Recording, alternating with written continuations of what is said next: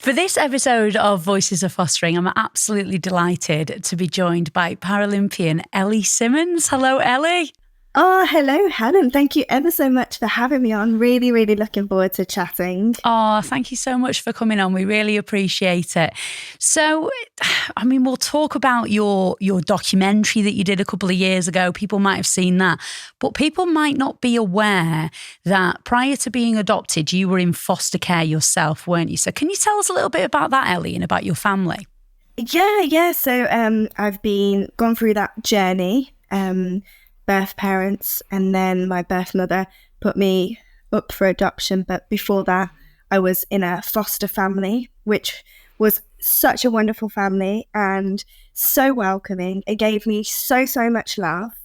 And actually, you mentioned, Helen, about my documentary that I did about finding out more about me, finding my family in a sense. And through that journey, I met my foster siblings, because sadly, my foster mother and foster father had got passed away in homes and things. So I wasn't able to meet them. But my foster siblings, it was a true connection straight away, and we definitely spoke about things and memories. I was in foster care in my foster family from quite a young age. So I don't really remember much, but it was really nice to have that experience from them and to hear what it was like for them having me, and what was I like as a baby, and what was my foster mother like, and yeah, it was just like I wouldn't have probably be where I am without that foster family, because they gave me love straight from the start when I needed it the most, in a sense, before that preparation of going into my adopted family. And I think you forget, in a sense, like my parents, Val and Steve, who adopted me, I love them greatly, but you also forget that you had that family before that who helped you prepare to wait before you go into that adopted family. So yeah, being fostered and being adopted, I'm very proud, and I wouldn't change it, in a sense, because my family, my parents are my parents, and I love them to pieces. Yeah, so your parents, Val and Steve, they were foster carers as well, weren't they? So you grew up in a fostering household. Was it over 70 children and young people that were fostered in your household? So tell us about that, Ellie. What was that like? Oh, yeah, my parents haven't just adopted me and my 4 other siblings, but they were also a foster family as well. So we've definitely had so many individuals and children through the house. And you know what? For me, I loved it. I think it's been really nice growing up with a family that's just so welcoming to all. And my parents took the children and the foster children to holidays, treated them exactly the same as everyone in our family. And I think it's been so nice to grow up with a family that's, is so diverse and so open to talking about so many different subjects. And we've seen a lot, not just the amazing things. You also hear the sad stories about how children can also be treated as well. So we've been very much aware of the bad things that can happen in family homes. But my parents loved their foster children as much as any other child. Yeah. And you say you've always been very open about it, your family have. Say, for instance, when you were a kid, if you were, I don't know, you went bowling or you went ice skating or whatever, and people might just assume that you were they were your brothers and sisters. Would you always be quite open that they were foster children, or, was it just that you were just a family like any other? Yeah, no, exactly. I think we've been really open from the start, and I think my parents instilled that to us. But yeah, never, I always said, like, very much open to that we're adopted, very much open that we're fostered. And I think also it may help to us in a way not get over things, but understand things more, because I know growing up, like, there's a lot of us who are in the care system or in foster. There's a lots of questions and just awareness. Like, you see certain families who've got their birth parents, and you see things like that, and then we've all got questions that we want to ask, and we've never, in a sense, been able to ask that. but also having that understanding that my parents are my adopted parents, but they're still my parents. But I think also being aware that I am adopted and I have been in fostering just helps me understand like, who actually am I? And I think there's been never secrets from me. We've always been really, really open. So I think that just helps with my understanding of actually what my life is and the reasons why. Mm-hmm. Do you think there are a lot of misconceptions about children in care? And what would you say some of the biggest ones are?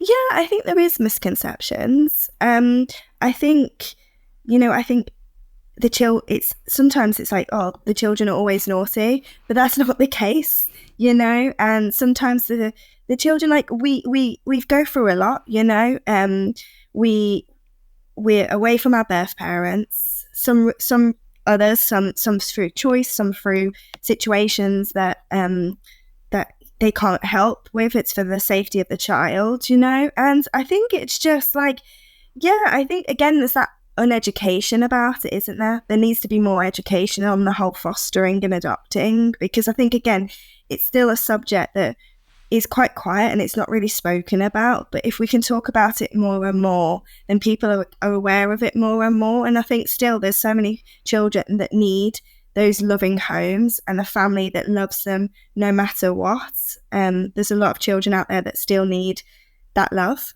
Yeah.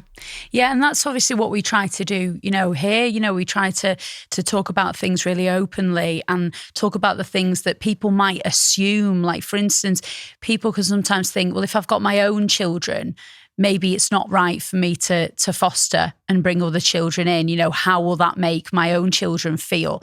As a child whose parents fostered, what was it like for you? And in particular, do you remember any particular children or young people that stood out that like you've never forgotten?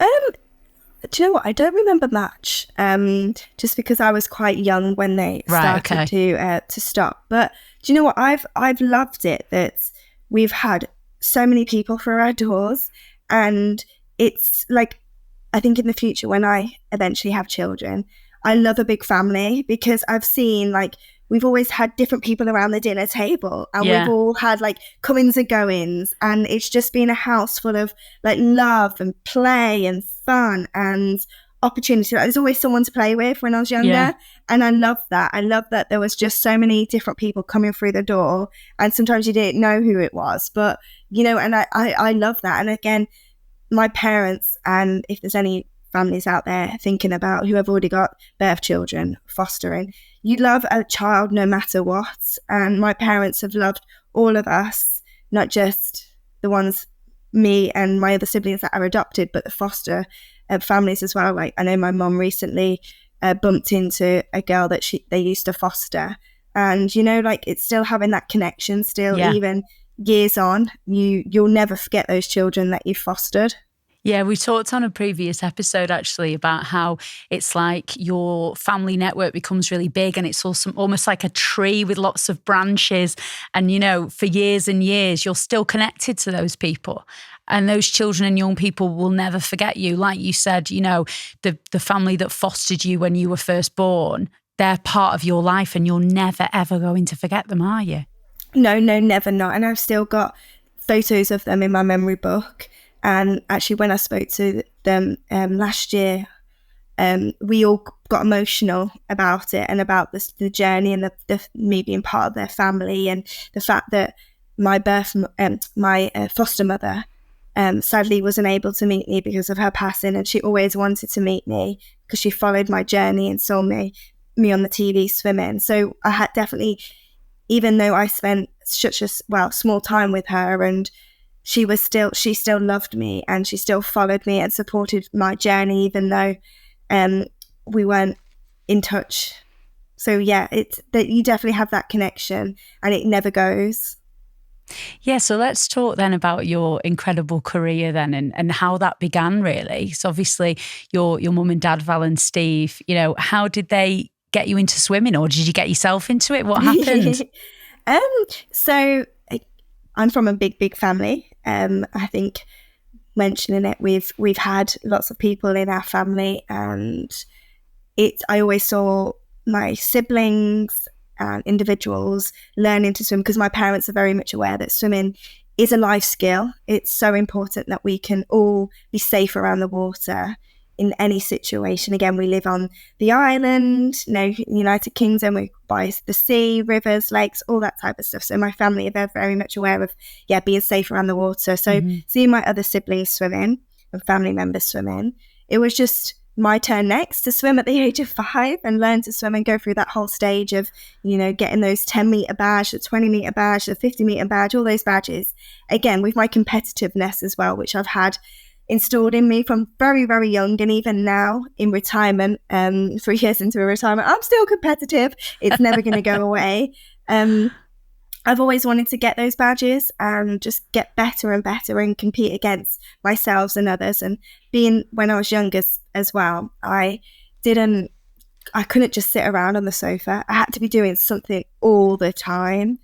And for me, swimming was one of those activities that was time consuming, and I enjoyed it. I had fun. Used to go 30 minutes before a session and play around in the change rooms, and it was always the last to leave. So it wasn't a thing that, I wanted to be a swimmer and that's what I expected my career to be. It was just at the start, it was just because I just enjoyed it and loved doing it, and it was the friends that I made from it. Yeah. And as any parents watching or listening will know, if their kids have got hobbies or whatever, it's quite time consuming, as you say. For your mum and dad, they had a lot of children themselves, and then they had loads of foster children as well. How did they juggle all that? It must have been quite a commitment. Again, we've got a very good support system as well, with my grandma and my granddad at the time as well, and my aunties, and that wider unit. We were all very much close. So I think having that grandparents and my aunties helping driving us around as well was a big help. Again, my dad worked, but my mom was a stay-at-home mom, so she had that time to give us the opportunities that we wanted and had, in a sense. So my mom was very much happy when I passed my driving test when I was 17, so she didn't have to do any early morning wake up calls. But you know what, good set yourself. Yeah, I know. But I think, I wouldn't be where I am today because they sacrificed a lot, and parents do, don't they? And foster parents, birth parents, adopted parents, giving that support to your child no matter what, and giving them the opportunities. You never know where it could lead to. So my mom and my dad giving me that opportunity to learn how to swim, and then to drive me to training, to drive me to competitions, all that type of stuff. Like, I wouldn't be the athlete that I am today without that and without them. Yeah. And of course, you've had such an incredible career. You're, what did you say, 3 years into retirement now? Yeah. Is that right? Yeah. Yeah, 3 years, yeah. But you've been busy since then as well, obviously with Strictly and everything. What would you say, has been your proudest achievement, really? So in the swimming world, because I feel like I've got like 2 careers in a sense. Yeah. I've had my swimming career, and now I'm on to this next chapter of career. So my swimming career was definitely London 2012, the gold medal in a home crowd, in a home pool, in a home environment, home Paralympics, getting that gold medal between me and a big race with an American Victoria Ireland, was definitely a games and a gold medal that I'll never ever forget. And I think my proudest achievement since retirement is the BAFTA. Mm-hmm. I think because when you having this opportunity to show my journey of my life and my adoption and my disability, and having that opportunity to open the subject, you never think that you never think at all about the ending or the opportunity that you can hopefully change people's lives. And to not just that, but to get an award for it as well it's just like a highlight. Literally, it's like the whole day and the night is just, the BAFTAs was just something so special. And to do it with the whole team that supported me on that journey and who showcased it on TV and the production company and all that type of stuff was just wonderful. And I think, again, like, I know Joe Swash has recently done a documentary talking about his fostering and him in the care system. But if more and more of us can talk about it, then hopefully it can help children who are in the care system or who have been in the care system just be a bit like aware of the feelings that it's okay to feel certain things, you know, like a bit of resentfulness, a bit of anger, a bit of all the emotions that you can feel. Abandonment, that's a bit of a complicated word to say, but there's loads of feelings that we all feel, and it's okay to feel like that, but you're not alone. And so to open up that conversation, because since opening up and since the documentary, I had so many individuals come up to me and say they're adopted, or that they know someone who's been adopted. My parents are adopted, all that type of stuff. And I just think it's just wonderful, because before that, I don't feel like anyone said about it. But to have that opportunity to open it up and for people to talk about it, again, it just highlights adoption. And also, again, highlighting that in the care system, there's so many children with a disability, because they are seen as harder to place, stuck in the care system in a sense. And there's so many people and children and families that need a home. Well, yeah, because obviously it sounds like you've had a very positive experience, which is incredible. But you're right, 14% of children in the care system have a disability. And do you think there is still, obviously you've had a positive experience, but do you think there's still some stigma attached to that? Yeah, I think, again, it's the lack of education, the lack of awareness. I think it's getting better and better. You see more individuals with a disability on TV, more acceptance in society with people with different disabilities, but it's still like, to have a child with a disability, you have got to think long and hard. Like, I'm not going to lie about that. Like, there's lots of hospital appointments, maybe extra money. Your house has got to be adapted, but it can work. And it's worked for me and my sister and my other sister who has a learning disability. And so it can become, but again, you understand why that is the case. But I think, again, this needs to be probably more support for those individuals and parents and foster families and parents that are thinking about fostering or adopting. But it's just, again, the education, and I can imagine families are still, thinking long and hard about having a child with a disability. But again, they need to take that leap of faith, because if the child, yes, it has a disability, but it's a child that needs love, and that's all it needs. Absolutely. And I think maybe years ago, Ellie, would you agree that, there wasn't the education because we couldn't communicate in the same way? We didn't have the internet. I mean, obviously, we all know the internet can be horrible for some things, but for gathering information and educating yourself on things and connecting with other people, it's been fantastic, hasn't it, in the last sort of 20 years? So people can educate themselves now, can't they? And hopefully we're in a place where people can do that, whereas years ago we couldn't. Oh, yeah, no, exactly that, Helen. And like, what would we do without Google, I know. Just like... I often think that. I think, what did I do 20 years ago when I wanted to find something out?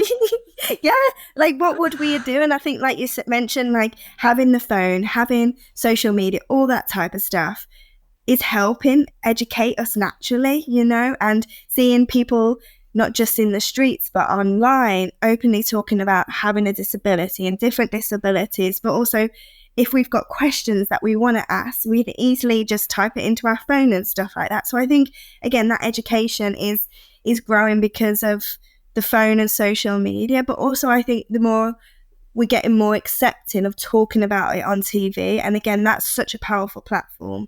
When you see people like yourself on TV, it can create so much change. If you see someone with a disability or different colour skin or race or religion on TV, that it's okay that we're like that as well, and it's getting accepted that, yeah, we're all different, and it's amazing to be different, because it would be such a boring world if we were all the same. Yeah. Absolutely. And like, to talk about Strictly as well, obviously Strictly is fantastic for representing lots of different people, isn't it? What was your experience like on there? Can you tell us about it?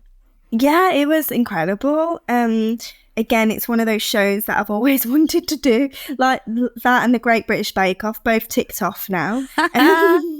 But to have the opportunity to learn to dance, and to the costume, the hair, the makeup, all that things, I just loved it. You know, it's an amazing opportunity, and I've made friends for life off the show, and it's definitely helped also highlight having dwarfism and having a disability, and so to be able to use the platform of Strictly and the acceptance of them as well. And I think they changed, like I had a stool when I could sit down so I could rest my legs. I had lower railings in my dressing room. All those things that they just did to help me and for it to be easier for me without having to reach things, and just made my life so much easier. And they just did it naturally, and I was just, can't thank them enough. Yeah, and those small things matter, don't they? They really do. Hugely, because they make my life a lot easier, and just not having to like reach for things or stand on things, you know, like I've got loads of stools around my house and I'm used to it. I'm used to climbing. Like even I put all the naughty stuff, you know, like the chocolate and the crisps right on the high shelf. So I don't, I have to make an effort to reach them. So I don't just reach them. But, you know, I think that's one positive thing of being small, you know. So what's next then, Ellie? You say, you know, obviously you've retired from swimming. Firstly, I want to know, do you ever still swim? Do you like go for a quick swim just for, you know, for a laugh? Like? I try and swim once a week. Oh, okay. Just to keep touching the water and to just move. And again, swimming for me is incredible for the mental health as well. It's a time where I can put my phone in the locker, just 30 minutes up and down, just in my own thoughts, in water, just helps me mentally now. But again, I still do exercise because I realised how important it is for my mental health and just feeling good, not just on the outside, but the inside as well. Absolutely. But now I think we've got a busy summer of sport, which I'm so excited to be part of with the Olympics and Paralympics. So I'm excited to be in Paris for the summer. And again, an opportunity, I'd love to do more documentaries. I've loved doing my 2 that I've previously done. So to continue doing documentaries and to highlight topics and conversations and to have that opportunity just would be something special. Yeah. And you've ticked off Strictly, you've ticked off Bake Off. Is there anything else that's like, you know, bucket list? No, people keep asking me, do you want to do I'm a Celeb? Do you want to do all of that? But no, will we see you in the jungle, do you reckon? Oh, no, gosh. Do you know what? I wouldn't mind like eating things and all that. I just wouldn't want to jump out of a plane. Give me a cockroach, that's fine. Yeah. I just don't really want to do like, do you know when they stand really tall on the like a high building and have to walk off it and things like jumping out of a plane, even though I have jumped out of a plane, I just don't want to do it ever again. So and those not on things telly. And not on telly, you know, so those 2 things are already a no. So, but yeah, I've had like Strictly was always one of the shows that I wanted to do and to have the opportunity to do it. So I've done that now, and that's me done now in a sense. Yeah, and that must have felt incredible to be doing something that you'd always dreamt of doing. That must have been amazing. Yeah. I think it's a show that everyone watches on a Saturday night, don't they, in the winter, you know, and everyone thinks they're the judge and critiques everything. And then when you finally do it, you realise how hard it actually is to not just do a routine, but the dance and the song and remembering the moves and thinking about the posture and all that, like, and the training and all that. But it was the most amazing experience. Do you get covered in bruises? I always wonder. Yeah, I did. But also and do they cover you in makeup to like cover them up? But not more importantly, but more, you get blisters on your feet because you're wearing heels all the time and all the movement. So that was the most painful thing. Like I was so happy when Nikita said I could dance with just my bare feet, because that was like a massive moment because I just loved it. Because like wearing heels all the time with the blisters was just but then by the end your feet just get so used to it. Yeah. And are you still friends with Nikita? Yeah, no, I know he's off rehearsing at the moment with Leighton, his previous partner. Yeah. So they're doing some shows together, and I know I'll be rooting for him again this year when he's in for this season. At the end of the year, we'll have a new partner, so I'll be rooting for him. Yeah. So it's been so lovely to talk to you, Ellie. Just to sort of sum up, you know, you've opened up and you've told us so honestly and so openly about, you know, your journey with being fostered and adopted and how important that was to your life. And as you say, you wouldn't really change any of it, would you? No, definitely I wouldn't. And what's really, really helped me is just having my parents and things like memory books. I've got like a box that's got photos from my foster parents and my birth parents, and like bits of like clothing, and having that from such a young age, and my parents being open to talking about it has really helped me understand things.